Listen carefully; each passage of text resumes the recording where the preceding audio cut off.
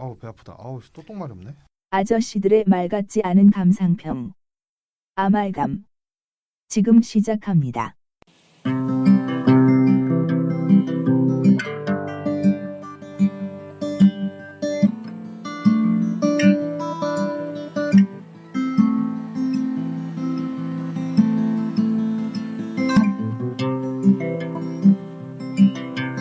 아말감 17회 시작하겠습니다. 안녕하세요. 이작가야입니다. 네, 노또사입니다.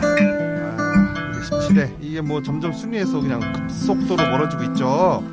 그래서 이번 주에는 91위에 올라갔었는데 하루. 아니면 제 자리를 찾아가고 있다고 생각을 해요.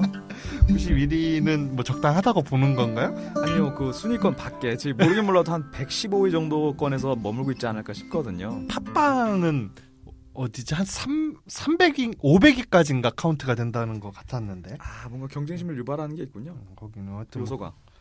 그렇다고 하더라고요. 네, 여기는 100위까지밖에 안 되고 그러니까 그나마 다행이야. 101위라고 생각하면 되잖아. 그렇습니다. 501위라고 생각하면 아우 좀 너무 멀잖아.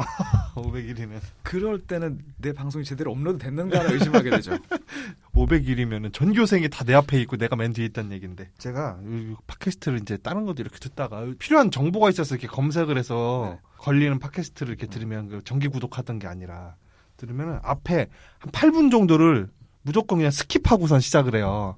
앞에 네네. 그 팟빵에 올린 팟캐스트는 앞에 팟빵 광고가 나오고 그 다음에 초반에 뭐 인사하고 주절주절 자기들끼리 뭐 근황 토크하고 막 이거 하잖아요. 네. 그거를 스킵한단 말이지 내가. 저희는 뒤에 8분만 들으면 되지 않을까요? 그래서 네. 구국의 결단을 내렸습니다. 세계는 지금은 이제 폐지하는 걸로. 제가 2주에 한 번씩 저 무한 반품만 가는 걸로. 이렇게 폐지를 하고 근황 토크도 그냥 없는 걸로 하고 바로. 사실 열정이 고갈된 거 아니에요? 아니 순위권 바깥에서 아니 내가 오늘 머물면서? 느꼈어. 나도 다른 사람들의 근황 이거를 보면서 관심이 없더라고. 내가 왜 저 사람들 근황을 듣고 있나. 아니, 본인의 행태가 표본 집단에서 많이 벗어난 건 맞죠. 그래서 그거는 근황 토크는 좀 네, 할 건 없어요. 사실 저희에 대해서 궁금하신 분이 없지. 그리고 왜 여기서 있어요? 자꾸 그런 거 나가면 네. 저 분쟁거리만 생기지. 저도 그리고 그렇지 않아도 이 친구가 오늘 근황에 대해서 물어보면 내가 정말 비난할 사람이 하나 있긴 있는데 누군가. 그럼 그럼 오늘까지만 하죠. 아니, 그러던 차에 잘 됐어요. 오늘까지만 하죠. 저는 이번 주에 용서하죠. 개봉작 2개를 봤어요. 해피 데스데이. 네네네. 해피 데스데이랑 공포 영화죠? 예, 코미디물이더라고요. 코미디물. 그거랑 그- 마더 극장은 2번 갔는데 네네. 이렇게 2편을 봤는데 마더 2차 관람을 어제 했는데 네. 아, 최근에 보고 왔어야 되는데. 하는 극장이 월드타워 롯데시네마밖에 없는 거예요. 그래서 거기 네. 가서 봤는데 오 극장이 으리으리하더만. 네네. 으리으리하고 에스컬레이터가 엄청 길어. 그 마치 저 홍콩의 그 미드레벨처럼 네. 에스컬레이터가 엄청 길어. 깜짝 놀랐네. 근데 어쨌든 밤 12시 10분 프로였는데 딱 들어갔는데 입구에 그 표 확인하는 직원도 없고 입구도 그거 폴리스 라인 딱 쳐놨어 못 들어가게. 네. 뭐야 그래서 그 밑으로 해서 딱 들어갔는데 극장 문 열고 들어갔는데 영화는 그래도 상영은 되고 있대 그 광고는. 근데 극장 안에 아무도 없고 나 혼자 봤어요 진짜. 아, 진짜로? 진짜 항상 가면은 한 명이 있든 두 명이 있든 그렇게 봤는데 네. 요번에 혼자 봐가지고 너무 좋았어요. 혼자 본 적 있어요 극장에서 전세렌즈? 저는 무협 영화 하나 그 요실금 동사서독. 아니 동사서독 감독이었나? 가장 최근작이었는데 제가 볼 땐 아무튼 그 영화를 요실금인가 아니면 그 저 있잖아요. 왜 아무튼 그 노인분이랑 단둘이서 상영관에서 봐서 그분이 화장실 되게 많이 들락날락 하시는 그런 경험이 있었죠. 요실금 아니고 저희겠지. 저 전립선 비대로 네네네. 인해서. 네, 전립선 비대증.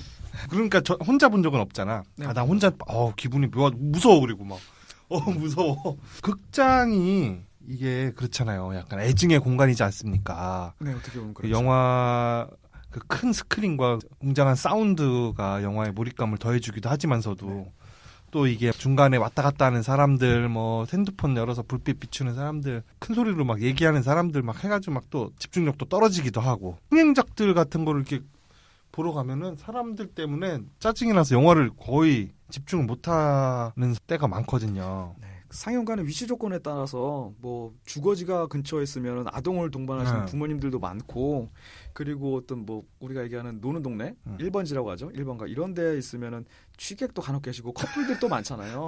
그러면은 커플 자체가 방해인가? 아무래도 집중력이 그러니까 왜냐면 그게 왜 그런 현상이 일어나는지 모르겠는데 맨즈플레인이 항상 일어나서 저 장면에 대해서 남자가 여자한테 설명을 해주거나 여자가 아우 저러면 안 되지라는 내 감정을 남자랑 공유하려고 하는 그 대화 내용이 들려요. 얼마 전에 본 거 그거 뭐죠? 저 크리스 카터. 크리스 카터가 뭐야? 그 철국열차 주인공 에반 게티스는 야구 선수고 크리스 에반스 아무튼 이름이 그 기억이 안 사람이죠. 나. 그 캡틴 아메리카, 네, 네, 캡틴 아메리카요. 네. 그 사람이 찍은 잔잔한 영화 하나 있어요. 그 조카를 어린 여자 조카를 키우는 영화. 아, 네. 제목은 모르겠네요. 메리 무슨 메리인데 완벽한 메리? 퍼펙트 메리? 하여튼 뭐 그건데 하여튼 그래서 잔잔한 드라마인데 그거를 저 용산 CGV에서 보는데 뒷줄에 50대 아주머니들 4-5명이 쪼르르륵 앉았어. 그리고 저 한 젊은 여자 하나 있고 그러니까 고모들 이모들을 모시고 이렇게 왔나 봐. 그때 명절이었거든. 네. 추석 명절. 끊임없이 영화 시작부터 끝까지 아줌마들이 끊임없이 이야기를 엄청 큰 소리로 하는 거야. 네네. 진짜로 그래서 막 그분들 입이 달린 방향이 내 뒤통수잖아요. 네. 그러니까 소리에도 어느 정도 방향성이 있어서 뒤에서 떠드는 소리가 정말 크게 들려요. 상영관에서. 그래가지고 막 영화를 한편 배렸어. 완전 뭐 영화 집중도 못했고 하여튼 그런 게 있고 또 가장 영화 볼 때 짜증나는 게 늦게 들어오거나 혹은 중간에 화장실 가거나 뭐 나가거나 뭐 그럴 수 있죠. 그것도 짜증 나긴 하는데 그럴 수 있는데 그런 사람이 고개를 허리를 꼿꼿이 펴고 스크린을 쓱 가로질러서 지나가면 왜 이렇게 막 짜증이 나. 여러분 안 그렇습니까? 이게 허리라도 이렇게 숙이고 이렇게 종종종종 지나가면은 아유 저 사람이 좀 폐를 안 끼치려고 그리고 민폐를 끼치고 있다는 걸 좀 아는구나 해서 좀 이제 너그러운 마음이 생기는데 꼿꼿이 들고서 이렇게 촉촉촉촉 가면은 스크린을 가로질러서 지나가면 특히 그 이대에 있는 아트하우스 모모는 상영관 지금 이대 폄하? 네, 아니 상영관 이 좌석 배치가 구배가 되게 세서 영사기가 아래쪽으로 살짝 쏘는 그런 구도예요. 그래서 웬만큼 고개 숙여서는 스크린에 머리 다 비치거든요. 근데 그분들이 그런 입장 행태를 다른 극장에서 보였을 때는 자기 얼굴 머리가 안 비쳤으니까 당연히 안 그럴 거라고 생각하고 들어오시는 것 같더라고요. 근데 엄청나요, 진짜. 난 그게 제일 짜증이 나더라고요. 그래서 근데 이번에 그 혼자서 보니까 너무 좋았어요. 너무 좋았고 근데 한 가지 좀 내가 마치 그 시네마 천국의 토토가 나중에 네네. 부자가 돼서 고향에 금이 환영하잖아요. 네네. 거기서 예전 어릴 때 보던 그 극장 알프레도 아저씨가 그 영상이 틀어주던 극장에서 혼자서 영화를 보잖아. 옛날 영화 필름 잘라서 붙인 것들을. 네. 그런 느낌이 토토가 된 느낌도 들고. 근데 한 가지 단점이 극장에서 빼놓을 수 없이 그 좋은 장점 중에 하나가 웃긴 장면이 나왔을 때 같이 웃고 무서운 장면이 나왔을 때 같이 놀라고 공중부양 같이 하고 요런 게 있잖아요. 있죠. 그래서 그 감정이 버프되는 게 있잖아요. 네네. 그거는 없으니까 조금 아쉽긴 하더라. 네. 그리고 갑자기 관객들이 웃을 때 내가 모르는 뭔가 있나? 하고 의문의 포인트를 심게 되는 그런 것들도 좀 있죠. 그래서 토토상이 지난 회에 지적했듯이 이 대중 무시와 대중 협착? 뭐라고 했나요? 정말 뭐라고 했더라? 뭐 존중과 무시 사이에서 양립되는 자아가 네. 여기서 한번 또 느꼈다. 네네. 혼자서 극장 안에 앉아서도 네. 또 그 자아를 느꼈다. 네. 그건 뭐 근황 토크였습니다. 근황 토크 안 하기로 하고서 그리고 이번에 비난할 사람 그분은 누구죠? 비난할 분요? 비난하기로 약속하신 분. 뭐 약속한 건 아니고 제가 근황이라면 근황인데 수요일 목요일 그 디톡스를 한번 해봤어요. 이틀 동안 밥을 안 먹고서 해독 주스를 먹는 거거든요. 진짜. 네. 그걸 해봤는데 때마침 그 시점에 저희랑 같이 일하시는 그 요즘 그 임직원 배임 수재 혐의 압수수색 들어가 있는 국내 굴지의 건설사 있어요. 거기 직원이 아주 그냥 도끼를 품고서 저희를 비난하면서 까 눌러가지고 밥맛이 떨어지는 바람에 이틀 동안 뭐 디톡스를 성공했다는 그런 일이 있었죠. 요즘 조사를 받고 있는 굴지의 그것도 기업. 네네. 디모 기업이 이 기업도 디모 기업인데? 아이고 나 다른 기업 얘기하는 거야. 알죠. 디모 기업이 많지. 총수 회장을 하고 있는 사람이 김해욱인가 조해욱인가 하여튼 이름이 해욱이에요. 해욱. 네네. 네, 운전기사 폭행한 걸로 요즘 잡혀 들어가서 얼마 전에. 저 그 기업 아니에요? 네, 얼마 전에. 네. 그 기업이 또 돈도 줬어. 일부러 아니라고 하는 거지. 이 사람 나 밥줄 있지. 하여튼 그래서 그 해욱이라는 사람인데 이해욱인가 김해욱인가 그런데 몰라요? 김해욱이라고 칩시다. 몰라요. 근데 그 호가 네. 우케랍니다. 우케. 역시. 해옥을 거꾸로 역시. 뒤집어서 우케인데 역시. 중의적인 거죠. 네. 아주 욱해가지고 막 기사를 패고 욕지거리가 엄청 심하고 깡패처럼 네네. 그런다고. 일단 뭐 그런 얘기가 있더라고요. 아, 돈이 많으면 사람이 변하는 건지 그런 사람이 돈을 많이 버는 건지. 그 새끼는 지가 번 것도 아니잖아. 네네. 물려받은 거지. 네, 뭐 같이 가는 것 같아요. 그 두 개는. 뭐 그렇습니다. 네. 자, 8분 지나갔으니까 이제 다들 넘어가셨을 거예요. 여기부터 들어오시지 않았을까? 컴플레인이 들어왔어. 뭐라고요? 세계는 지금에 네. 너무 네. 선정적이다라는 컴플레인이 들어와가지고 아니, 선정적인 거 뭐 가려 들으시면 되는데 선정적이시면서 아이고, 남는 우리 게 있어야지. 몇 없는 고정 청취자의 의견인데 크게 반영을 해야지 시청자 의견을 옴부즈맨으로 통해서 들어와가지고 네네. 네, 적극 반영해서 이번 주는 저 자숙의 의미로 한동안 세계는 지금은 폐지하도록 하겠습니다. 가족과 함께 듣기 힘들다. 뭐 그럴 수도 있고. 알겠습니다. 그럼 오늘의 영화 시작하겠습니다. 가시죠. We spend all our time here. I want to make a paradise. 인적이 없는 한적한 시골집. 시인인 그와 부인인 그녀가 단둘이 조용히 살고 있습니다. 어느 날 찾아온 불청객을 시작으로 불청객의 부인, 아들들이 차례로 집을 찾아옵니다. Gonna let him sleep in our house. 그 이후로도 더 많은 사람들이 이 부부 집으로 찾아들게 됩니다. 어느새 불청객이자 방문객으로 집안은 북새통을 이루고 모여든 사람들은 분별력을 잃고 경고망동하기 시작합니다. 사람들은 서로를 죽이고 집은 망가집니다. 부인은 사람들에게 나가라고 소리치고 남편에게 그들을 내보내라고 애원하지만 그 누구도 그녀의 말을 듣지 않습니다. 오히려 남편은 불청객들에게 내 집처럼 편히 지내라며 친절을 베풉니다. 심지어 막 태어난 아들을 불청객들에게 주어 아기가 죽는 상황까지 이르게 됩니다.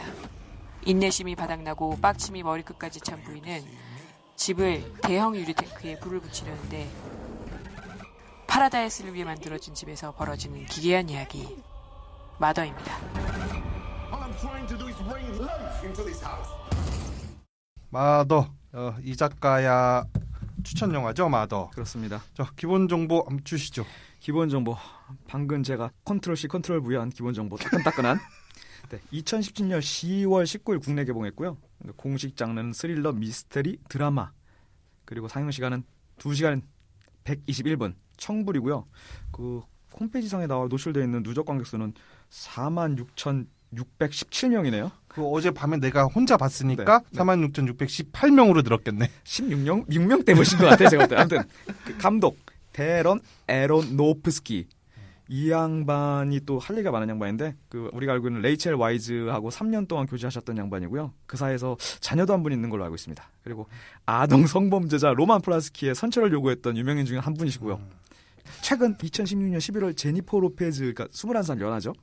제니퍼 로페즈와 파파라치 컷 포옹하고 키스하는 그 컷이 노출돼 있고 지금 둘이 사귄다고 하더라고요. 네, 그런 얘기 있더라고요. 그리고 키는 183, 키 자꾸 집착하게 되는데 그리고 이제 순수하게 이분 정보 하버드 영화과 졸업반 때 만든 그 슈퍼마켓 스위프란 이 영화로 전미 학생 아카데미상을 수상했다고 하고 그 다음에 바로 친구들한테 돈을 조금 십실반 모아서 만든 영화 파이, 이거 썬댄스 영화제 감독상 수상했대요. 주요작으로는 뭐 레퀴엠, 천년을 흐르는 사랑, 더 레슬러, 블랙스완, 노아 뭐 엄청나죠. 더 레슬러로 이제 베니스 국제영화상 황금사전상 수상하시고 블랙스완으로 아카데미 감독상, 골든글러브 뭐 이렇습니다. 그리고 또 여기 출연하신 제니퍼 로렌즈 90년생 키 꼭가자 175 헝거 게임 뭐 엑스맨 패신저스 뭐 이런 블랙버스터 요즘 타시다가 살짝 돌아오셨죠. 다른 주연 하비에르 바르뎀. 욱수발. 네. 이 양반 저희가 알기로는 이제 코엔 형제 노인을 위한 나라는 없다 해서 그 단발머리 킬러로 저희들한테 완벽하게 각인된 취향락머리. 그렇습니다. 머릿결 엄청났죠. 그리고 최근 10년 동안 뭐 주연 아니면 뭐 주연급 배역을 맡은 영화가 제가 한번 카운팅을 해보니까 거의 한 12편 정도? 거의 헐리우드의 한국은행급. 9년생이시고 그 페넬로페 크루즈의 남편입니다. 그렇죠. 키는 181. 아이고. 그 다음에 이제 에드 해리스. 나이 많이 드신 첫 번째 손님이죠. 댁으로 찾아오신. 그 2016년 인디어스 배틀, 2017년 크다크롬 뭐 이런 영화에서 최근에 주연작을 2개나 하시는 아직까지는 쟁쟁한 아직 살아있네. 네, 잘 나가는 원로 배우시고요. 키 175. 그리고 미셸 파이퍼. 제가 이 영화에서 건진 딱 하나. 미셸 파이퍼인데 58년생 개띠시고요. 원조 캣우먼이죠. 키 171입니다. 우리 엄마랑 8살 차이밖에 안 나. 근데 요 양반의 큰아들로 나오는 돔놀 글리슨. 아버지는 어쩌비. 이제 브렌던 헐리우드에서 보기 힘든 어쩌비. 머리 색깔도 엄청 고정있어요.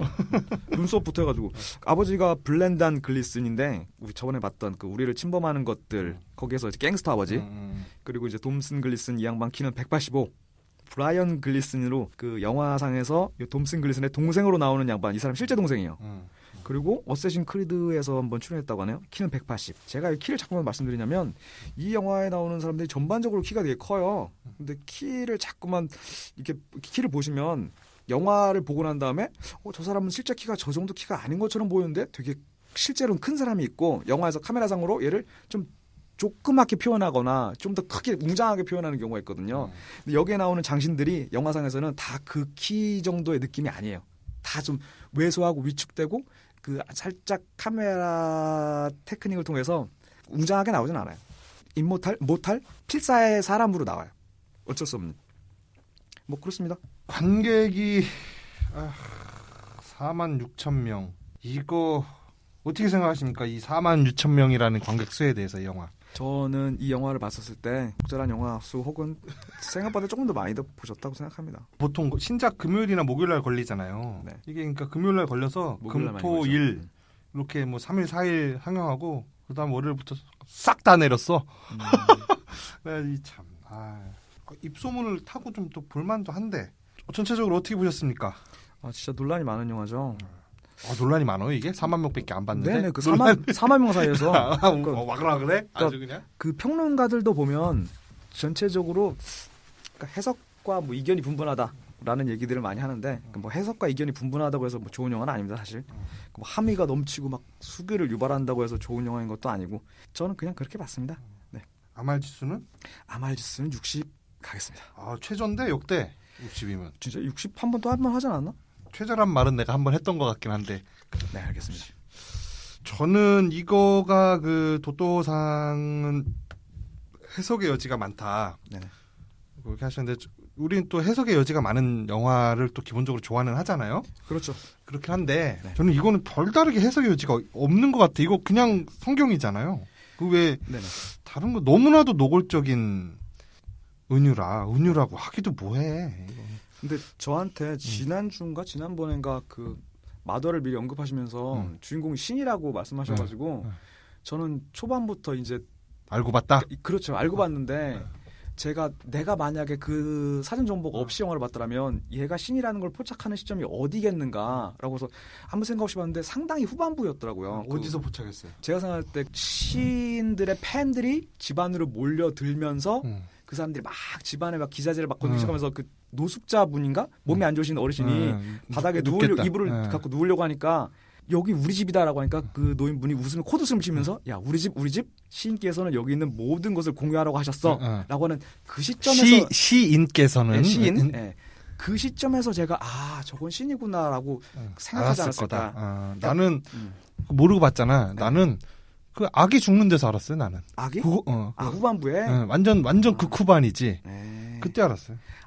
저한테는 처음부터 신이 나오면 당연히 알아본다고 제가 왜냐면 컴플레인 했잖아. 나는 나보다 눈치가 빠른 사람이니까 내가 이 정도에서 알아봤으면 얘는 그냥 처음부터 알아보겠구나. 좀 빠르긴 하네. 그 시점부터. 그리고 나는 처음부터 아이고 먼저 아말지수 해야지. 저는 아말지수 이거 55 갑니다. 55. 네. 저는 재밌게 하여튼 흐뭇하네요. 해석의 여지가 네. 그렇게 많은 건 아니. 너무나도 거의 뭐 직유 수준이다. 네. 성경에 대한. 우리를 기독교 문화권으로 봐야 되나요? 우리가 어떻게 기독교 문화권은 아니잖아요. 기독교가 제일 큰 종교긴 그렇죠. 하지만 네. 성경을 읽어본 사람이 얼마나 될까? 하여튼 성경을 접해보지 않은 사람은 이걸 보면은 이게 씨발 도대체 무슨 내용이야 하면서 멘붕이 올 수가 있어요. 이 영화를 보면은 말이 안 되는 상황들이 계속 벌어지잖아요. 개연성 없는 상황들이. 그래서 그 상황을 못 견딜 것 같아요. 그래서 사람들이 별로 안 좋아할 것 같습니다. 제가 이 영화를 보는 것도 그런데 짜증과 호기심이 같이 섞여가지고 이게 되게 강렬해서 영화에 눈을 뗄 수 없어요. 그러니까 사람들 반응이 씨발 왜 저러고 있냐. 그래서 뭔데? 이렇게 해서 끝까지 보게 만드는 건 있어요. 맞아. 흡입력이 있어요. 인기는. 근데 그렇게 익사이팅하진 않아요. 영화가. 네. 네네. 영화를 보면서 자세를 한 번도 안 바꾸고 계속 이렇게 보는 영화가 있는가 하면 계속 뒤척하면서 보는 영화가 있는데 자세를 한 108번 정도 바꾼 것 같습니다. 제가. 그러니까 이 영화 보고 나서는 피로감이 상당히 밀려요. 그러니까 이 양반 그 전작 중에 레퀴엠인가 무슨 레퀴엠인가 있는데 그거 보고 나서도 정말 찜찜하고 기분이 피곤하더라고요. 근데 이 영화가 딱 그래요. 근데 저는 처음에 이걸 봤을 때 네. 어떻게 해석을 했냐면 처음에는 아기가 죽는 장면이 오기 전까지는 네. 시인은 시인이다. 고지고대로 받아들였어요. 시인은 네. 시인인 거고 저도 그렇게 받아들였을 것 같아요. 예, 집이라는 공간은 이 시인의 정신세계라고 생각을 했어요. 네. 그 안에 머물고 있는 제니퍼 로렌스는 이 시인이 예전에 빅히트를 쳤을 때 네. 가지고 있었던 영감이었던 네. 거죠. 마음속에 영감이라든지 뮤즈. 네. 근데 그 이후로 그 뮤즈 혹은 그 영감의 한계는 이미 효용은 다 끝이 났고 네. 그 이후부터 한 글자도 시를 못 쓰잖아요. 그래서 네. 새로운 영감을 계속해서 찾아내려고 사람들을 계속 받아들이고 바깥에 있는 사람이 영감인 걸로 봤죠. 사람들이 네. 다. 네. 그래서 계속 새로운 사람들을 받아들이고 그 영감들이 들어와서 기존에 있던 영감을 몰아내고 영감들의 전쟁 그리고 그 영감들끼리 부딪히면서 발생하는 그 내면의 붕괴 이런 거라고 생각을 했었거든요. 저도 처음에 봤을 때는 집이 따뜻해 보이진 않았어요. 밑에 보일러로 돌아가고. 근데 와이프죠. 왼발로 항상 다니는 거예요. 그리고 벽이랑 교감을 해. 그래서 아, 저 여자 자체가 이 집이구나. 이렇게 생각하고 그 시인은 저도 실제로 시인인데 이놈은 단 한 번도 대작을 써본 적이 없는 놈이다. 마스터피스가 없어갖고 네, 없는 놈이다. 라고 그렇게 픽 오브 생각했죠. 데스티니가 있어야 되는데 그렇게 생각을 했는데 줄줄 흘러가다 보면서 성경에 있는 은유라 여기랑 뭐랑 꼭 맞아 들어가는지 모르겠는데 다른 비유를 하나 찾아서 갖다 대니까 아예 꼭 맞아 들어가더라고요. 전혀 뭐 이견의 여지가 없이. 그래서 저는 이 영화는 무엇을 표방하는 거다 혹은 무엇을 은유하는 거다라고 제 나름대로 결론을 내렸습니다. 그게 뭔가요? 광고 듣고 오겠습니다. 다이소 뭐하냐 다이소. 아, 나 씨발 광고 들어온 줄 알고 커피 마셨잖아. 나 모르게 딴 걸 많이 기획해가지고 요즘 거의 그러니까 이제 컨텐츠 메이커야. 이제 기획사 하나 차려야지. 네. 깜짝 놀랐어요. 컨텐츠 공작소. 거의 지상파를 개국했던데? 그거 광고하죠. 자매 방송. 아이 그거는 네. 안돼. 뭐라고 결론 내렸습니까? 저는 이게 SNS 활동을 하는 한 허영심이 많은 사람이 SNS 플랫폼을 갈아타는 과정이다라고 생각을 했어요. 그래서 그럼 거의 내가 봤던 거랑 거의 비슷하네. 그러니까 새로운 그러니까 플랫폼, 새로운 영감을 찾아. 네네. 네. 그러니까 예컨대 명확하게 그거랑 딱 맞아 들어가진 않지만 예컨대 처음 집이 불타서 두 번째 집 거기 골조는 그대로 서 있는 상태에서 외관만 바뀐 거죠. 싸이월드가 주저앉으면서 페이스북으로 넘어온 사람이에요. 그 골조는 그대로 있고 그리고 마지막에 불이 한 번 또 타서 페이스북이 무너지면서 자기는 인스타그램으로 가는 이 과정이라고 생각을 해요. 이 영화 자체가. 그래서 이 크리스탈이라는 것 자체는 끊임없는 자기의 자아, 그러니까 자기의 생얼, 실체, 딴 사람한테 걸리면 안 되는 거야. 쪽팔려. 그래서 그 방에다가 숨겨놓고 문을 잠그지. 그리고 그 사람은 실제로 그렇게 명작을 써낸 시인도 아니야. 그래서 딴 사람이 자기 실체를 알려고 할 때 점점 숨기는 거죠. 우리가 SNS에서 화려한 삶을 보여주려고 하고 노출하려고 하고 나의 라이프 스타일은 이래라고 하는 것처럼 그렇게 생각했습니다. 그리고 이제 집을 자꾸 꾸민다는 것 자체는 SNS 속에서 나의 모습을 돋보이게 하는 요소 있잖아요. 나는 더 괜찮은 장소에 산다. 나는 이 집을 파라다이스로 만들고 싶다. 좋아요가 넘치는. 그렇게 생각을 했고 거기서 여자가 이제 제니퍼 로렌스가 간혹가다 아파가지고 막 이랬을 때 그리고 벽에다 회반죽을 바를 때 거기다가 노란 가루를 섞잖아요. 저것은 허영의 구라다. 허영의 구라를 섞어서 벽에다 바르면서 상당히 흐뭇해요. 그리고 그러면은 시인과 제니퍼 로렌스가 동일인인 거네? 그렇죠. 동일인인데 그러니까 살짝 중첩이 되는 거예요. 제니퍼 로렌스는 시인의 욕망을 표현하는 도구이기도 하고 그리고 이 페이스북, 이 SNS라는 플랫폼이랑도 어느 정도 중첩이 되는 거고 명확한 경계가 있는 게 아니라 수채화의 번짐처럼 SNS와 짝퉁 시인 사이에 있는 존재죠. 그렇게 생각합니다. 그러면은 그 몰려드는 사람들은 뭡니까? 그거는 팔로워죠. 맞네. 그건 팔로워예요. 왜 그 그러냐면 사람들은 진짜 팔로잉 한 거, 예, 팔로잉 해서 온 거잖아. 그러니까 왜 그러냐면 첫 번째 방문자가 들어올 때 너무나도 생경하고 이상한 그 스트레인저인데 이거를 부정하지 않고 반갑게 받아들여요. 첫 번째 팔로워가 생겼을 때 누가 깔려고 하겠어요. 자기가 만약에 거절을 안 하지. 5만 팔로워를 갖고 있다라고 하면 한 명 더 받는 것에 대해서는 귀찮겠지만 첫 팔로워는 흥겹게 받아들입니다. 그리고 그 불이 나서 그 자기 남편이 그 첫 번째 팔로워한테 자기를 소개하면서 자기 시의 그러니까 그 지필 시를 소개하면서 나는 옛날에 내 집이 불이 크게 나서 쓰고 있던 원고라든가 이런 것들 모든 걸 잃었다고 얘기해요. 그건 뭐냐면 난 옛날에 존나 잘 나갔는데 지금 보여줄 게 없네? 라는 거짓말이죠. 허영이죠. 저는 그렇게 생각합니다. 네, 뭐 그리고 뭐 벽 속에서 심장 같은 것이 뛰고 있잖아요. 막 생명이 움튼 것 같잖아. 이건 뭐냐면 나와는 다른 SNS 상의 인격체가 자라나고 있는 거예요. 허영의 진짜 뭐 가짜 실체 같은 것이 그걸 자라고 있는 거지. 저는 그렇게 생각합니다. 뭐 딱 맞아 들어가네요. 저 이거 슬슬 계속 제가 뭐 몇 자 적어본 걸 한번 읽으러 가볼게요. 그녀는 맨발이잖아요. 근데 맨발인데 옷을 입은 거 보면 집이 추운 건 확실해. 근데 밑에 지하실에 처음으로 내려갔을 때 보일러에 불이 확 들어와요. 보일러에 불이 확 들어오는 건 뭘 얘기하냐면 새로운 기능이 추가된 거죠, SNS에. 그러니까 슬퍼요가 생긴 거예요, 일종의. 좋아요, 슬퍼요 같이. 그리고 이제 자기 남자가 이 크리스탈을 보여주잖아요. 이거 뭐냐면 SNS를 통해서 상처를 받은 경험이 없는 초심자가 자신의 정체성을 처음엔 조심스럽게 보여주는 거예요. 원래는 막 사람들이 막 들이닥쳐가 팔로워가 돼가지고 내가 스타가 되면은 그 자기 정체성이라든가 이런 걸 공유하진 않잖아요. 멋있는 척만 하잖아요. 근데 처음에 생긴 팔로워는 진짜 친구인 줄 알고 자기 속내를 좀 보여준 거지. 창피한 진짜 모습을. 그 다음부터는 숨기기 시작하지. 그리고 뭐 이제 벽에 간간히 생기는 그을음 있잖아요. 생겼다가 싹 없어지고 하잖아요. 이거는 버그입니다. 금방 패치가 돼서 없어져. 그렇습니다. 그리고서 처음에 만나서 그 패친 처음에 온 스트레인저랑 같이 포금을 하잖아요.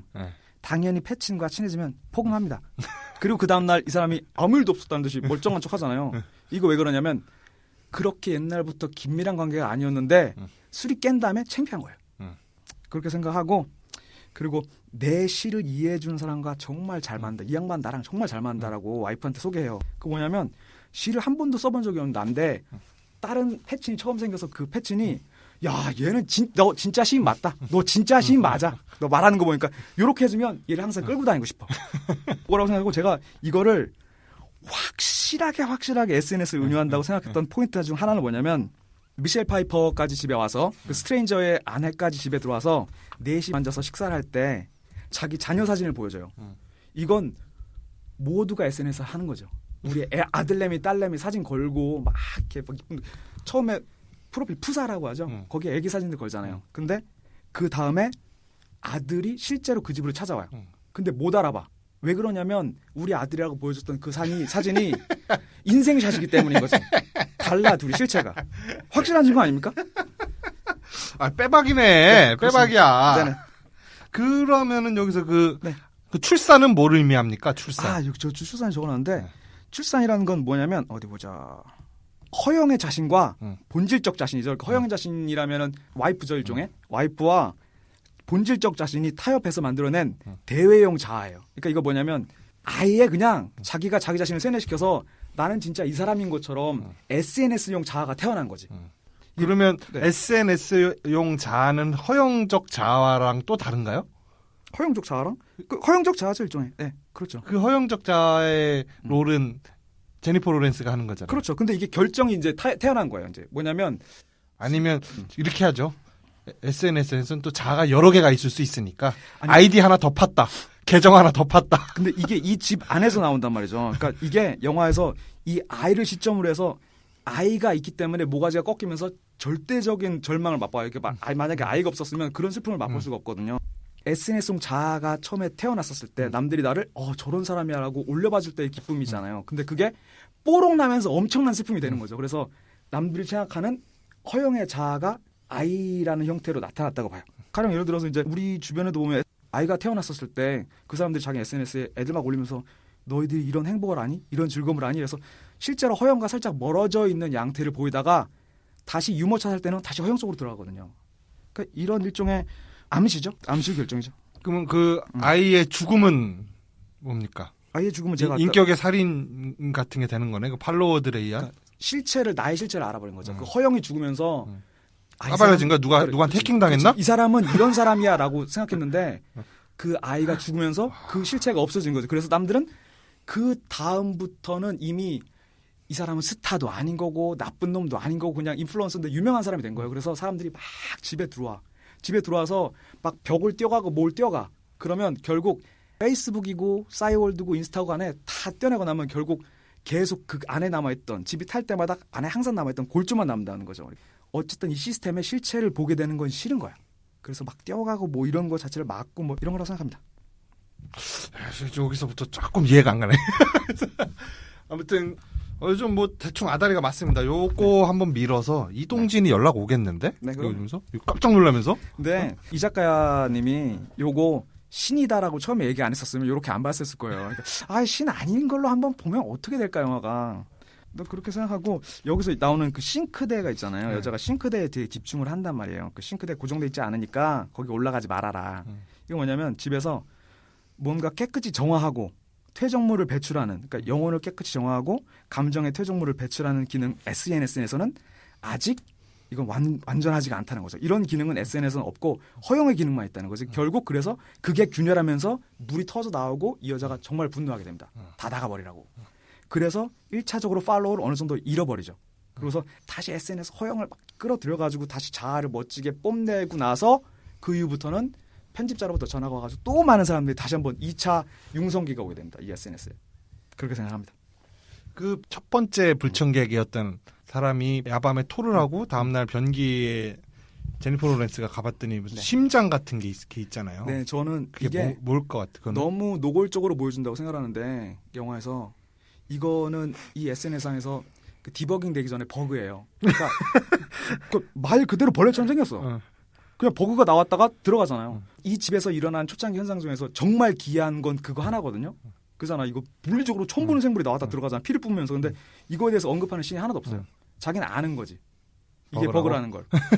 자기는 왜냐면 SNS와 그 남자의 중간 정도 존재니까. 야, 요 해석이 괜찮은 게 설명이 안 되는 건 다 버그로 일단 퉁치면 되네. 버그죠. 이거 괜찮네. 이거 신박하네. 네. 그 어떤 영화 팟캐스트나 그 해설서에서도 이 마더를 다룬 이런 식의 해설은 없었을 것이다. 드디어 이 아말감 17회 만에 이 정체성 나오는구만. 그동안의 파일럿들 청취해 주시느라 고생 많이 하셨는데 제가 이거 진짜 SNS라고 보니까 여기 영화상에서 일어나는 모든 현상이 안 맞춰지는 게 없어요. 가령 예를 들어서 제니퍼 로렌스가 지하에 내려가서 벽을 허물고 그 유리 창고가 있는데 문이 열리잖아요. 그 안에서 뜬금없이 개구리가 들어와요. 집 안으로. 그러니까 그거는 도대체 뭐 이렇게 버그네. 성경에서 뭐라고 나와요? 그거는 모르겠어요. 그건 아, 뭔지. 그래 저는 저도 뭐 성경을 잘 외우는 사람이 아니라 그거는 뭔지 모르겠어요. 저는 이게 뭐냐면 프로그거든요. 프로그는 영어 그 비약의 표현으로 프랑스인을 뜻해요. 자기 팔로워가 이제 해외에서 들어오기 시작하는 거죠. 집 안으로. 그러니까 미국 사람들만 자기 패친이었다가 해외에서 들어오기 시작하는 겁니다. 이게 명확합니다. 설명이 안 되는 게 없더라고요. 또 전화 벽에 붙어 있는 전화 얘기가 좀 할 게 있고요. 전화는 뭐죠? 어디 보자. 제가 뭐 적어놨었는데 보이지가 않네요. 전화는 딴 사람한테 뭐 이렇게 뭐 메일 보내는 건가요? 그러니까 전화가 성공이 되는 경우가 영화에서는 명확하게 보여주는 케이스가 없어요. 그러니까 전화는 소통을 뜻하잖아요. 근데 대화가 오고 가는 제대로 된 장면을 영화에서 단 한 번도 안 보여줘요. 전화 어디 있어? 주방에 있어. 해서 그 사람은 주방에서 전화를 하고 오고 그리고 시인이 하물며 그 편집자한테 전화를 받았을 때 전화통은 벽 뒤에 있어요. 수화기를 했다가 안에 들어갔다가 말다 하고 그리고 마지막에 제니퍼 로렌스가 통화를 하려고 할 때 할머니가 낚아채요. 그리고 할머니가 통화를 하려고 할 때 어떤 사람이 전화기를 벽지에서 뜯어내고. 그러니까 제대로 성공한 통화라는 게 소통이라는 게 한 번도 없거든요. SNS상에서의 소통은 허구다.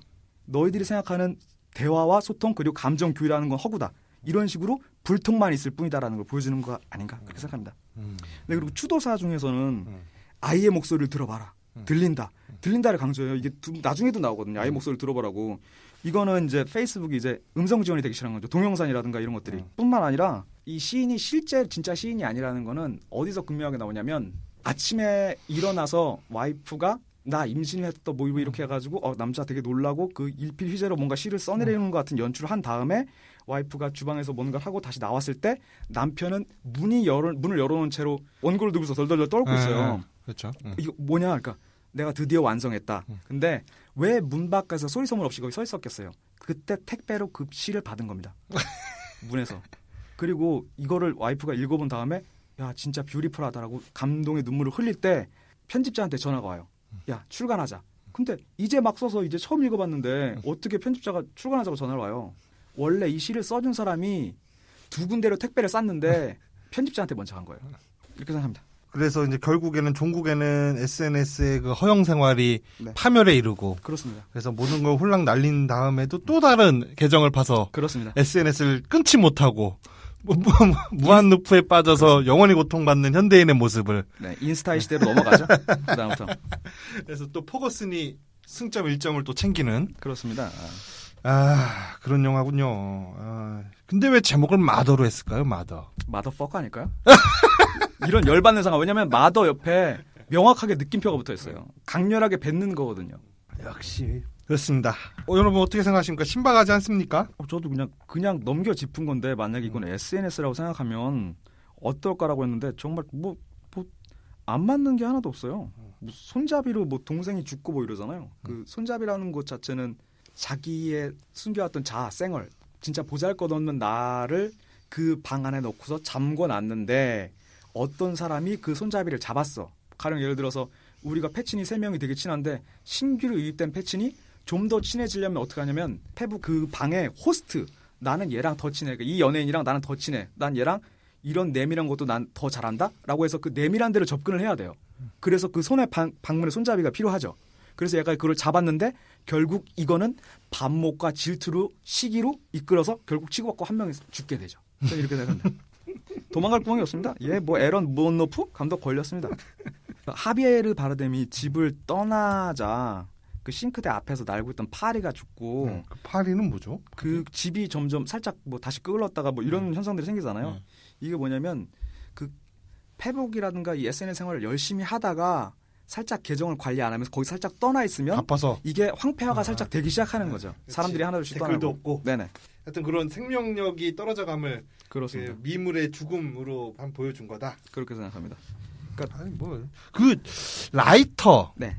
왜 숨길까? 라이터하고 속옷을 숨기잖아요. 라이터하고 속옷을 숨기잖아요. 네. 근데 숨긴다기보다는 저는 이거를 벽에다 밀착시킨다고 봐요. 그 세탁기랑 장롱 뒤 서랍장 뒤로 이렇게 떨어뜨리잖아요. 라이터는 처음에 스트레인저의 하나의 그 오브젝트고 그리고 그 속옷은 미셸 파이퍼의 오브젝트잖아요. 이거 벽에다 붙여서 링크를 만드는 거죠. 걔네 홈페이지로.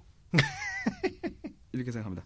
이게 뭐 안 맞아 들어가는 게 있으면 모르겠는데 너무 맞아 들어가지고 제가 진짜 깜짝깜짝 놀랐어요. 영화를 보면서. 그리고 그 인간 군상들이 벌이는 그 경거망동. 네네. 그거는 역시 뭐 패친이나 사람들이 많이 모여서 댓글을 막 쓰다 보면 또 그 안에서 막 싸우고 지랄하고 하는 것도 발생하니까. 그렇죠. 그리고 정말 카오스를 표현하고 싶은 거죠. 그리고 모든 사람들이 다 모여가지고 난리복달하고. 근데 이거는 낯설지가 않은 풍경이에요. 왜냐면 내가 싸이월드를 떠날 때 겪었던 거거든요. 주인장 입장에서도 또 그 사람들 막 싸우고 있는데 거기서 막 또 강퇴시키자니 이 그렇습니다. 팔로워 줄어들고 이러지도 저러지도 못하는. 맞습니다. 스트레인저의 첫째 아들, 첫 번째 방문객의 그 첫째 아들이 동생을 살해하고 나서 모두가 이제 뭐 병원이다 경찰서다 나간 다음에 첫째 아들이 다시 몰래 들어와서 그러니까 위협을 가할 건 줄 알았는데 자기 지갑을 찾아가잖아요. 그러니까 집에 몰래 들어온 게 들켰잖아요. 지갑을 찾아가면서. 이거는 저를 뭘로 보냐면 그 떠났던 줄 알았던 팔로워. 가령 예를 들어서 전 여친이라든가 전 남친이 내 SNS를 둘러보다 들킨 겁니다. 그리고 나가고 난 다음에 밑에 떨어져 있는 사진을 보면 사진이 찢겨져 있고 뿌리 같은 게 악마같이 그려졌어요. 왜냐하면 이 사람이 내 SNS를 둘러볼 때는 좋은 감정으로 둘러본 건 아니었거든요. 그걸 표현한다고 생각을 합니다. 도망갈 구멍이 없습니다. 어쩌겠습니까 이거. 나는 뜨고 싶다라는 그 모토 하나가 결국엔 이 영화를 창조하지 않았나. 그리고 이게 신이라고 보기에는 저도 신이라고 생각했는데 신이라고 보기에는 너무 무력해요. 그잖아요. 창조에도 미숙하고 신인데 창조도 못하고 그리고 악을 허용하고 집안에서 그리고 가장 자기의 피부 근처에 있는 그 와이프라고 보이는 그 양반은 너무 착취하고 진짜 신이라고 보기에는 합당치 않은 온당치 않은 면들이 너무 많습니다. 이거. 그러니까 신을 까는 영화죠. 신가물 맞습니다. 신가물. 옛날에 그 도그마라는 영화 있었잖아요. 그 정확하게 기억 안 나는데 거기서는 신이 살짝 백치죠. 하도 오래돼서 기억이 안 나. 그 비디오 시절의 네. 영화였는데 그 기억이 안 나네요. 하도 오래돼서. 그런 식의 일종의 백치 같이 뭐 다루지 않았나 영화가 이렇게 생각합니다. 여기에 이제 사람들이 어마어마하게 이제 영화 후반이 되면 네. 몰려들죠. 그 좁은 집 안에 네. 뭐 군대도 들어오고 뭐 반군, 군대, 경찰 뭐 그다음에 시위대 뭐 난리나. 그리고 뭐 다른 종교를 숭배하는 사람들 뭐 어마어마하게 막 사람들이 몰려드는데 그 중에서 착한 착한 사람이라고 보이는 사람이 아무도 없어요. 네. 다 무례하고 이상하고 딱 한 명, 그 군인. 네. 군인 딱 한 명만 인간적인 면모를 보여주죠. 네. 왜 이렇게 착한 사람이 없는 것처럼 그려놨을까요? 진짜 우리 인간은 경거망동하고 무례한 존재라고 보는 걸까요, 감독이? 네, 그런 것 같고 제가 처음에 그 뱉었던 이론에 의하면 그 이론에 의하면. 네, 그 이론에 의하면 처음에 모든 사람들은 내 SNS 계정 팔로우 하려고 할 때는 모든 사람들이 호의를 갖고 들어오는데 결국에 내가 이슈화가 되고 이렇게 되면은 맞으면 뭐 프로포폴을 맞았다더라 어쨌다더라고 한 사람이 모두 갑자기 극단적으로 돌아서는 예 중에 남아있는 하나의 순수한 사람인데 그 사람도 결국에는 큰 도움 되지 않는다. 아 정말 아니에요 언니 언니 믿어요. 언니 그거 성형 안 하신 거죠? 언니 힘내고 앞으로도 많은 활동 기대할게요라고 하지만 그게 무슨 힘이 되겠냐는 거죠. 저도 비슷한 시각에서 느낌을 받았었는데 뭐냐면 좁은 지구에 인구가 너무 많다는 거잖아요. 그 이를테면 그 마더 네이처 그 제니퍼 로렌스와 그 집을 마더 네이처 지구라고 본다면 너무너무 인간이 많아. 그 좁은 집에 막 터질 것 같아 집이. 그렇게 많은 인간 중에 지구를 보호하고 아끼고 좀 보호해 주려는 사람이 있어. 다 지구를 착취하는데. 네. 다 악플 다는데 한 사람만 왜 그래 너네 뭐 이렇게 악플 달고 그러냐 저 사람도 또 이런 데 하고서 하면서 그 호스트를 변명해 주면은 공격의 방향이 순식간에 그 그렇죠. 사람을 네. 향해 가지고 다구리가 들어오잖아요. 아, 딱 맞네요. 예, 그래서 거기서 보면 바로 도와주자마자 머리가 날아가서 총탄을 맞아서 딱 맞네, 딱 맞네. 그래서 바로 제거되는 그런 현상을 보여주는 거예요. 지구를 보호하고 도와주려는 사람은 지구를 착취하려는 세력 그리고 지구를 이용해서 이득을 취하려는 인간의 본성 무력하게 짓밟히는 걸 보여주는 것 같아요. 저는 그걸 보면서 좀 안타까웠어요. 요즘은 많이 좀 힘을 받았지만 그린피스라든지 환경단체 사람들이 어떤 정치적 주장이나 이런 걸 하면은 사람들이 저런 환경단체 것들이 와가지고 꼭 일을 망친다 막 이런 시각들이 많았잖아요. 그게 오버랩이 되더라고요. 너무 그리고 영화에서 죽었던 사람 중에 거의 제일 잔인하게 죽어요. 그 군인은 안면이 날아가잖아요. 애기. 아 애기. 애기. 아우. 여기서 하나 보면 여기에서 이제 그 SNS 설 말고 네. 그냥 기본적인 보통의 그 해설에 따르면 이제 제니퍼 로렌스를 마더 네이처라고 본다면은 네네.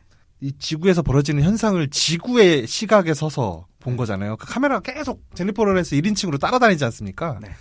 그래서 제니퍼 로렌스의 시선이 미치지 않는 곳에서 벌어지는 사건은 모르잖아요, 관객도. 그렇죠. 카메라가 제니퍼 로렌스만 네네. 따라다니니까. 네. 그래서 이제 지구의 시점인 거다. 아주 노골적으로 지구의 시점인데. 그 지구의 시점에서 보니까 우리 인간들은 휴머니즘, 인간이 최고다. 인간이 기본적으로 가장 숭고한 존재다. 네. 라고 믿는 거 아니에요? 네. 근데 지구의 입장에서 보니까 인간이 그렇게 숭고한 거냐. 또 아니잖아. 경거망동하고 있고 다 때려 부수고 무례하고. 그렇습니다. 요런 장면을 보는데 뭐가 생각나요? 요즘 그게 이슈가 되잖아요. 그 애완견, 네. 그 반려견들 그 관리하는 게 이슈가 많이 되잖아요. 네. 그 입마개를 해야 된다거나 네. 아니면 목줄을 안 해서 네. 뭐 지나가는 사람을 물어서 뭐 문제가 된다거나 그런 관점에서 봤을 때 개를 목줄을 착용하고 입마개를 하고 개의 행동을 극단적으로 제한하는 거는 사실 인간의 입장에서 봤을 때 필요한 거잖아요. 그게. 그렇죠. 내가 구태고 길르려다 보니까 어. 또 그리고 나 말고 다른 사람이 손가락질하고 못하게 하다 보니까 뭐 그렇게 되는 거죠. 예. 좀 그래서 사실 그런 게 좀 마음에 안 들었거든요. 유행처럼 요즘 번지고 있는데 반려견 목줄과 뭐 이런 입마개 이런 것들이. 네. 진보보수 정치적인 진보보수를 따지는 게 아니라 사회적인 시스템이 진보하고 있는 거야. 그 방향은 이렇게 사람들이 다 생각해가지고 엄청나게 푸시하잖아요. 한쪽 방향으로 다 입마개 해야지 당연히. 라고 해버리면 그거에 대해서 고민할 새가 단 한 번도 없이 개 주인들은 아 맞아. 어느 순간부터 다 똥 치우려고 비닐봉다리 갖고 다니는 것처럼 아 그럼 당연히 이제는 입마개 해야지라는 그런 일종의 에티켓처럼 흘러가 버리는 경우가 있어요. 근데 저는 개에게도 그 뛰어다닐 권리가 있는 건데 이 지구가 인간의 게 아닌데 그렇죠. 마치 인간 거 저 보도블록 위는 사람 거라는 생각을 갖고 있잖아요. 개가 거기를 걸어다니면 안 되는 거고 걸어 다니기 위해서는 목줄을 차야 되고 입마개를 해야 되고 그런 시각이 저는 되게 좀 요즘 마음에 들지가 않는데 이 영화에서는 그런 걸 잘 좀 나의 마음을 잘 대변해줬다. 인간들이 이렇게 자기중심적으로 생각하고 지구를 이렇게 황폐화시키고 있는데 그 작은 개가 자기 좀 무는 거에 그게 겁나서 그거 물려서 죽을까봐 사실은 길가에 교통사고 운전 서툴게 하거나 난폭하게 해서 얼마나 위험합니까? 그 차량이라는 그 위험한 흉기를 도로에서 휘두르고 다니는 이 무법자들이 훨씬 더 많은데 그걸로 인해 죽는 사람이 더 많을 텐데 너무 그 작은 위험에 천착해 있는 거 아닌가 지금 사람들이 그런 생각이 들어요. 주방에서 서빙하시던 분이 애가 날뛰다가 뜨거운 국을 엎질렀다라고 하면 당연히 이게 자연스럽게 그 비난이 부모 엄마한테 가잖아요. 네. 그리고 여기 개 같은 경우에도 야 개가 달려가가지고 이렇게 해가지고 물어가지고 누가 어떻게 됐다더라 폐혈증으로 죽었다더라 라고 하는데 사실상 상황을 분리해서 놓고 보면 이 사람이 죽은 사인은 폐혈증이잖아요. 그러니까 왜냐하면 개 때문에 당연히 약이 됐지만 사건을 개가 죽였다고 보는 거죠. 백남기 농민 물대포 그러니까 그 경찰 입장이랑 비슷하네. 아니 그러니까 내 얘기는 이 폐혈증 병 때문에 정확하게 죽었기 때문에 걔는 무죄다라는 게 아니라 이거를 너무 그 중간을 드러내고서 당연히 직렬 연결시켜버리면서 걔가 죽였다. 걔가 죽였다고 돼버려가지고 입마개에 대해서 야 걔는 이렇게 하고 걔도 이런 권리가 있고 이렇게 할 수 있는 거야라는 그 목소리를 낼 여지조차 막아버렸다는 거지. 걔가 죽여버렸다라고 되면서. 그래서 요즘 좀 고민이 아주 좀 크게 되고 있습니다. 저도 개를 기르는 사람인데 그래서 저는 한 새벽 3시나 4시쯤에 나가요. 산책을 시킬 때 풀어놓으려고. 얼마나 뛰어다니고 싶겠어 개가. 맨날 목줄에 매서 평생을 걸어만 다니다가 죽는다는 건 너무 잔인한 것 같아요. 그래서 새벽에만 나가는데 또 같이 사는 사람들이 이웃들이 개가 목줄 없이 다니는 걸 또 좀 싫어한다 그러면은 그걸 무시하고 막 풀어놓을 수도 없는 일이고 요즘 제가 아주 고민이 큽니다 이것 때문에. 저도 그러니까 개랑 같이 산책을 나가면 이 개가 얼마나 뛰고 싶었는지 개줄 길이가 되는 한도 내에서 막 지랄 발광하고 원을 그려요. 막 저를 중심으로 막 동심원을 그리고 막 왔다 갔다 해요. 그게 좀 안쓰럽기도 하고. 그러니까 한 번은 그래서 동네에서 이제 차도도 없고 큰 위험이 없는 상태라 목줄 한번 풀어놓을까 싶어가지고 살짝 풀어놔 본 적이 있었어요. 근데 저기에서 아이를 데리고 계신 어머니가 멍멍이다라고 하니까 애가 너무 반색을 하면 좋아서 멍멍이 하는데 저희 개가 사람을 너무 좋아해서 달려드니까 울기 시작하면서 그다음부터 나를 죄인 취급하는 거예요. 동물에 대해서 갖고 있는 그 막연한 공포심 이게 너무 강하게 지금 지배하고 있는 거 아닌가 하는 생각을 한번 해봅니다. 시점에 한번 해봅시다. 개에 대해서 뭐 입마개라든지 목줄을 당연히 해야 된다. 고 계신 분들 이런 이에 대한 반론을 댓글로 달아주세요. 여러분들의 댓글이 저희를 순위를 상승시켜주고 저희가 광고로 먹고 살 수 있는 물꼬를 터주게 됩니다. 저도 갑한테 까여가지고 이틀 동안 금식하는 이런 일 좀 안 일어나게 좀 해주세요. 아무튼 이 영화에서 느낀 점이 그 인구가 너무 많다. 인구가 너무 많다. 좀 느꼈습니다. 그리고 결국에는 인간들이 경거망동하고 지구를 황폐화시키니까 이 제니퍼 로렌스가 참지 못하고 결국에는 모두를 쓸어버리는 극단적인 선택을 하죠. 집을 폭파시키잖아요. 네, 계정 폭발을 하죠. 네. 그게 그래서 화염에 휩싸이는 장면이 나오죠. 집이. 네네. 너무나도 극명하잖아요. 불지옥. 그렇습니다. 그 은유가 불지옥. 그리고 인구가 점점 많아지니까 집안이 더워지나 봐. 점점 그 편집자가 지금 너무 덥지 맞다. 않아요? 우선 그 남한도 온가 하면서 이렇게 한 장면이 한 번 나와요. 스치듯이. 트래픽이 몰린다는 뜻인가? 서버가 과부하된다는 뜻 그치. 같아요. 과부하되면 뜨거워져. 랜선 잡아보면 뜨거워 그때. 그러네. 까먹고 있었네요. 지구가 점점 인간이 저지르는 짓들, 망나니 짓 때문에 지구가 점점 뜨거워지고 있는 장면. 그런 거를 또 보여준 거고. 처음에는 성서에 대한 이야기를 비유로 써서 성서 이야기를 했나 보다라고 생각했는데. 신가물인 줄 알았어요. 처음에. 그 신가물은 신가물인 것 같고 그게 단 줄 알았는데 두 번째 보니까 이거는 약간 환경론자의 이야기구나 라는 생각도 좀 들었어요. 충분히 가능하죠. 마더가 하는 말은 모두가 무시하잖아요. 신도 무시하고 인간도 무시하고 그러니까. 그 싱크대에 좀 앉지 마라. 내 방에서 좀 나가라. 그 모든 것들을 다 무시하잖아요. 그 하물며 그 가짜 시인 있지 않습니까? 이 양반도 항상 하는 얘기가 It's okay, it's okay예요. 야, that's okay, it's okay. 괜찮다. 뭐가 괜찮냐고 자기 싫어 죽으려고 그러는데 와이프는. 그러니까 지구의 경고는 누구도 귀담아 듣지 않는다. 그런 점에서 엊그저께 일어난 그 포항의 지진이 이 지구가 우리에게 보내고 있는 또 경고가 아닌가 하는 생각이 또 드네요. 이 원전을 빨리 원전은 셧다운도 못 시키잖아. 이거 어떻게 해야 됩니까? 결국에는 우리 불지옥에 들어가는 거 아닌가 하는 또 불안감이 또 생겼어요. SNS들 그만두세요. 여기서 결정적으로 아기가 막 뜯어먹히잖아요. 이거는 뭐 도대체 어떻게 봐야 됩니까? 이거. 그 아기는 이제 예수죠, 예수. 그러니까 예수의 희생으로 이제 뭐 딴 사람들이 죄를 사한다, 사해준다. 포도주가 인간의 세계로 내려오잖아요. 아버지가 신이 굳이 아기를 이 군중들한테 전달을 해주잖아요. 인간 세계에 내려가서 인간의 죄, 경거망동했던 그 죄를 짊어지고 희생당하고 그 육신을 포도주와 떡으로 해서 먹는 거죠. 저는 이거 하비에르 바르뎀이 그 아이가 허영의 결정체인 아이가 탄생이 돼서 사람들한테 보여주는 거지. 야, 봐. 이런 사람이야. 이런 거야라고 보내줬는데 나중에 어떤 이 뽀록이 나면서 허영의 실체가 뽀록이 나면서 이게 사람들한테 존나 씹히는 거죠. 저 새끼 이런 새끼 저런 새끼 그래서 애를 막 씹어 먹는 거죠. 나는 SNS 관점에서 그거를 보면은 네. 그러니까 오프라인의 자기 하비에르 바르뎀과 네네. SNS 상에서의 제니퍼 로렌스 사이에서 완전 신박한 게시물 하나 창조물 하나 낸 거야. 그게 애기지. 그래서 이거 완전 이거 킬러 콘텐츠다 하고선 업로드 했는데 사람들이 아이 씨발 뭐야 이거 하면서 존나 깐 거야. 몰려든 팔로워들이. 이제는 처음 초창기는 좋아하는 사람만 왔겠지만 나중에는 유명해져서 개나 소나 다 왔을 테니까. 그래가지고 존나 까인 거지. 이 게시물 기대와는 다르게. 그랬더니 SNS 허영의 자아였던 제니퍼 로렌스 존나 빡 돌아가가지고 야 계정 폭파 한 거 아닌가? 충분히 가능합니다. 이 매끄럽네요. 그러니까 이게 아니면 도대체 뭐야 이 영화? 그럴 때는 다른 걸 찾을 수가 없어요. 저희 벌써 한 줄평 가야 될 시간이에요. 네, 그러네요. 시간 나. 한 줄평. 한 줄평은 SNS 탈피해가지고 정상적인 가치관으로 영화를 보는 한번 가겠습니다. 한 줄평. 본격 번식 예찬 영화. 우리 신의 특수 어빌리티는 번식입니다. 가겠습니다. 신이 뭐 번식은 애 하나밖에 안 나는데 그 몰려든 사람을 다 번식이라고. 아니요. 그 신이 할 수 있는 거는 애 낳는 거 하나밖에 없다는 거죠. 기능이 할 수 있는 게 시도 못 쓰고 뭐 어떤 뭐 창작도 못 하고 창조도 못 하고. 신은 2번 썼잖아 2번. 그거 제가 베꼈다니까.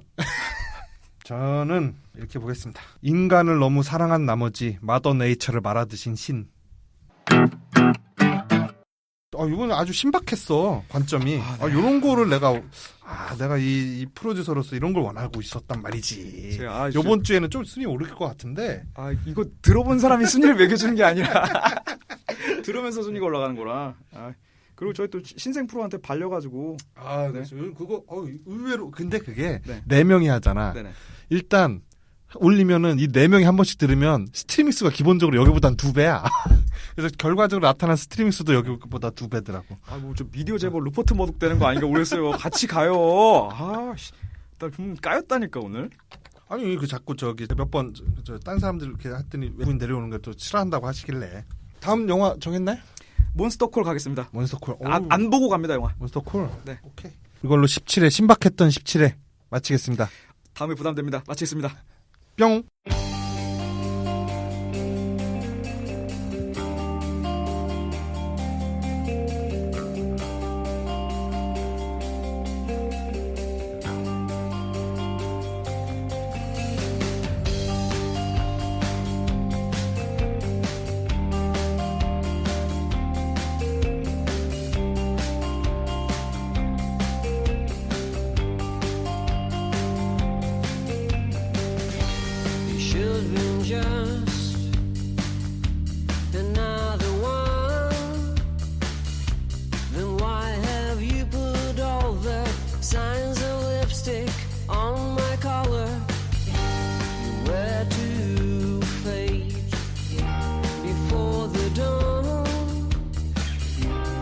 Seems like you decided, turning my days into squalor, ruining my daydream.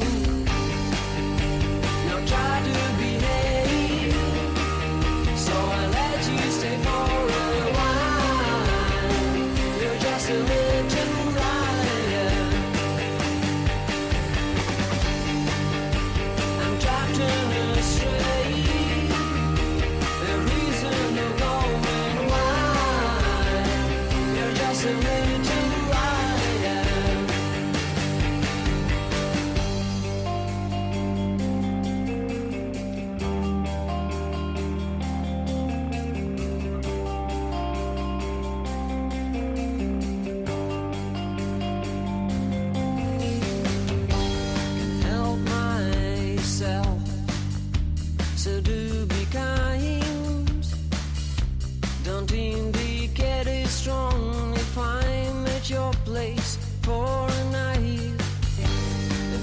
easiest way